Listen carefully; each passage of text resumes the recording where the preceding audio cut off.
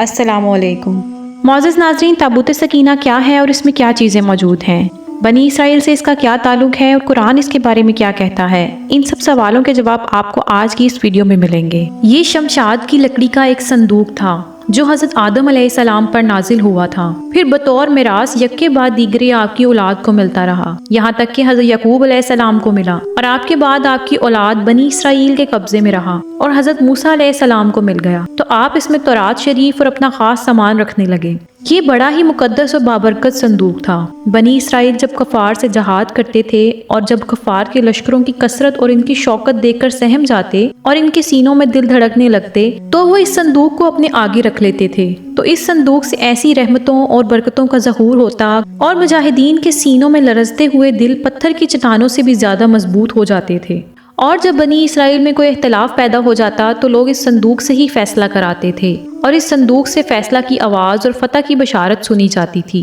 بنی اسرائیل اس صندوق کو اپنے آگے رکھ کر اور اس کو وسیلہ بنا کر دعائیں مانگتے تھے، اور ان کی دعائیں مقبول ہوتی تھیں، اور بلاؤں کی مصیبتیں اور وباؤں کی آفتیں ٹل جایا کرتی تھیں۔ الغرض یہ صندوق بنی اسرائیل کے لیے تابوت سکینہ اور برکت اور رحمت کا خزانہ تھا، اور نصرت خداوندی کے نزول کا نہایت مقدس اور بہترین ذریعہ تھا۔ معزز سامعین، اس مقدس صندوق میں حضرت موسیٰ علیہ السلام کا عصا اور ان کی مقدس جوتیاں، اور حضرت ہارون علیہ السلام کا عمامہ، حضرت سلیمان علیہ السلام کی انگوٹھی، تورات کی تختیوں کے چند ٹکڑے، کچھ من اور سلوا تھا۔ اس کے علاوہ حضرات انبیاء کرام علیہ السلام کی صورتوں کے حلیے وغیرہ سب سامان تھے۔ قرآن مجید میں خداوند قدوس نے سورہ بقرہ میں اس مقدس صندوق کا تذکرہ فرماتے ہوئے ارشاد فرمایا، اور ان کے نبی حضرت شموئیل نے فرمایا کہ اس طالوت کی بادشاہی کا نشان یہ ہے کہ تمہارے پاس وہ صندوق آ جائے گا جس میں تمہارے رب کی طرف سے تمہارے دلوں کا چین اور حضرت موسیٰ و حضرت ہارون علیہ السلام کے کچھ تبرکات ہیں۔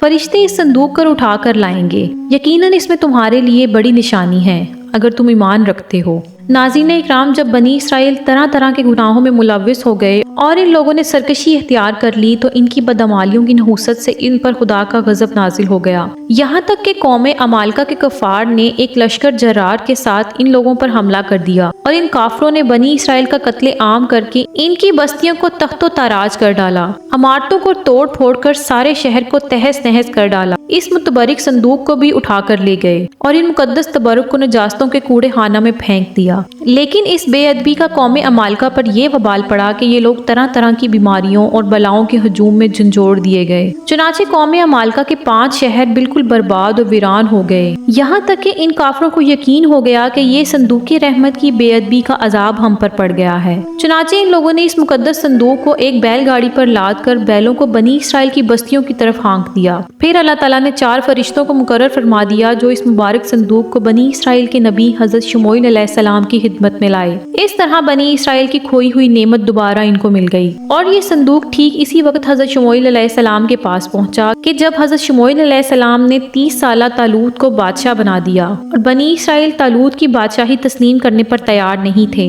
اور یہی شرط ٹھہری کہ مقدس صندوق آ جائے تو ہم طالوت کی بادشاہی تسلیم کر لیں گے۔ چنانچہ صندوق آ گیا اور بنی اسرائیل طالوت کی بادشاہی پر رضامند ہو گئے۔ معزز ناظرین، انشاءاللہ ایک نئے ٹاپک کے ساتھ آپ سے اگلی ویڈیو میں ملاقات ہوگی، تب تک کے لیے اللہ حافظ۔